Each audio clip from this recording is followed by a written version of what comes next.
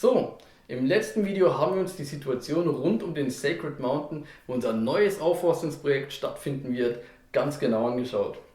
Denn die Analyse der Ausgangssituation ist ein essentieller Bestandteil einer jeden erfolgreichen Renaturierung. Heute befassen wir uns, wie versprochen, mit der konkreten Umsetzung der naturnahen Aufforstung. Dazu werde ich euch in diesem Video unsere Planung des Projekts vorstellen. In einem weiteren Video werde ich auf einzelne Punkte dieser Planung näher eingehen, um die Funktionen der einzelnen Maßnahmen zu verdeutlichen und euch unsere dahinterstehenden Überlegungen näher zu bringen. Das aber, wie gesagt, erst in einem nächsten Video.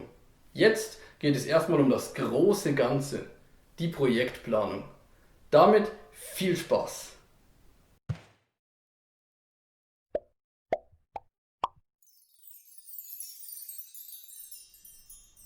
Als allererstes möchte ich einmal festhalten, dass es sich bei Sacred Mountain um ein längerfristiges Projekt handelt, dessen Umsetzung mehrere Jahre in Anspruch nehmen wird.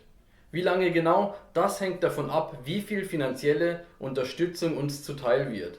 Je mehr Geld wir zur Verfügung haben, desto schneller können wir das gesamte Ökosystem auf dem Berg wiederherstellen. Widmen wir uns nun aber endlich dem konkreten Plan zur Umsetzung der naturnahen Aufforstung. Zunächst unterteilen wir die gesamte Fläche des Berges in einzelne Parzellen.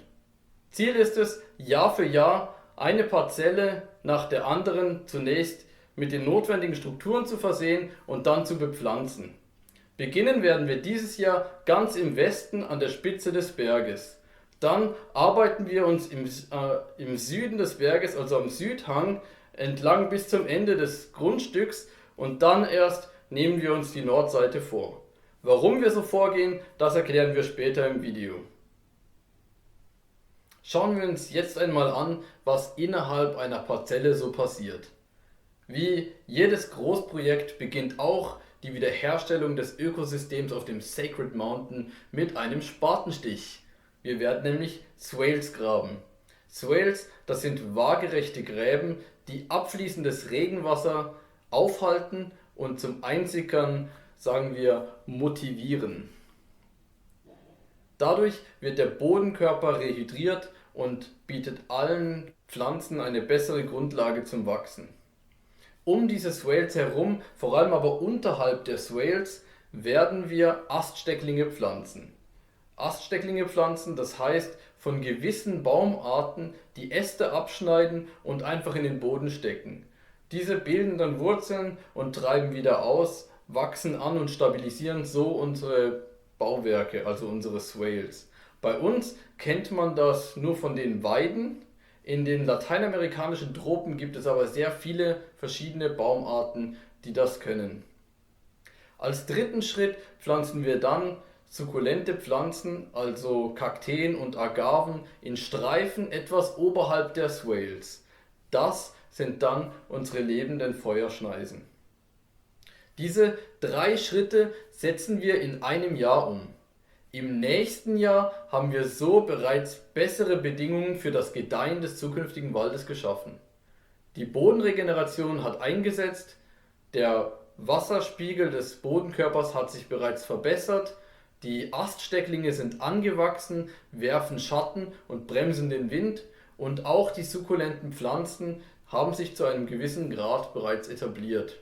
In diese geschützte Umgebung pflanzen wir nun die Bäume, aus denen sich der Wald in Zukunft zusammensetzen wird. Dabei handelt es sich um Bäume aus Samen, also um Sämlinge, nicht um Stecklinge.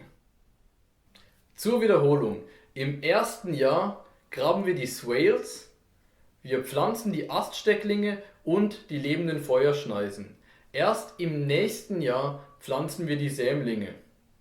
In dem Jahr, in dem wir die Sämlinge in der ersten Parzelle pflanzen, führen wir die ersten 3 Schritte bereits in der nächsten Parzelle aus. Wenn dann in dieser Parzelle die Sämlinge gepflanzt werden, graben wir die Swales schon wieder auf der nächsten Parzelle. Und so arbeiten wir uns Parzelle für Parzelle voran, bis wir in der letzten Parzelle nur noch die Sämlinge pflanzen müssen. Spätestens dann, beginnen wir in den Parzellen, in denen die Sämlinge bereits groß und stark geworden sind und den Schutz der aus Stecklingen gewachsenen Bäume nicht mehr benötigen, diese Stecklinge wieder zu entfernen. Denn Stecklinge sind Klone und erfüllen unsere hohen Ansprüche an die genetische Vielfalt nicht.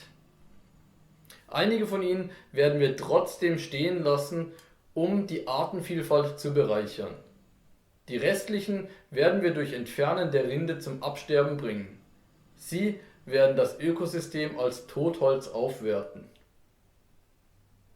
Nach einigen Jahren wird die aufgeforstete Fläche im Profil also ungefähr so aussehen. Der Plan auf der Karte sieht für die erste Parzelle so aus. Die hellgrüne Linie ist die Grenze der Parzelle. Die blauen Linien repräsentieren die Swales und die dunkelgrünen Linien stellen die lebenden Feuerschneisen dar. Ihr seht, dass die Feuerschneisen selbst die Parzellen noch einmal unterteilen. Die Idee dahinter: sollte einmal ein Feuer auf den Berg überspringen, fackelt so nicht gleich der ganze Berg ab, sondern nur ein kleiner begrenzter Teil der Aufforstung. So stellen wir sicher, dass nicht ein einziges Feuer unsere ganze Arbeit zunichte machen kann. Ja, das war nun die grobe Skizzierung unserer Projektplanung und damit sind wir auch am Ende dieses Videos angelangt. Wer mehr über die Hintergründe und die Überlegungen zu den Maßnahmen erfahren möchte, kann sich sehr gerne auch das nächste Video zum Thema Sacred Mountain anschauen. Jedenfalls, sobald es fertig ist. Noch einfacher ist es allerdings: ihr abonniert unseren YouTube-Kanal und folgt uns auf Facebook, um stets auf dem Laufenden zu bleiben und auch weitere spannende Inhalte über tropische Wälder und andere Umweltschutzthemen nicht zu verpassen. Euer Feedback ist uns ausgesprochen wichtig. Also schreibt doch bitte unten in die Kommentare, wie ihr unseren groben Plan für die naturnahe Wiederaufforstung des Sacred Mountain findet. Und wenn euch unser Plan gefällt, dann gebt diesem Video doch einen Daumen hoch. Wie bereits erwähnt, können wir die naturnahe Wiederaufforstung des Sacred Mountain umso schneller und umso professioneller umsetzen, je mehr finanzielle Unterstützung uns zuteil wird. Hilf also auch du mit einer Spende, aus dem Sacred Mountain ein grünes Paradies zu machen, das unzähligen Tier- und Pflanzenarten ein neues Zuhause bietet und gleichzeitig tausende Tonnen CO2 aus der Atmosphäre bindet und dauerhaft speichert. Unser Spendenkonto findet ihr hier und in der Beschreibung.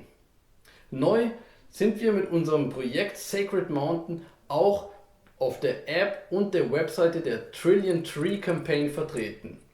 Dort könnt ihr uns eure Spende in Form von Bäumen auf verschiedenste Art und Weisen zukommen lassen. Spendet uns also ein paar Bäume! Den Link dazu findet ihr übrigens auch unten in der Videobeschreibung.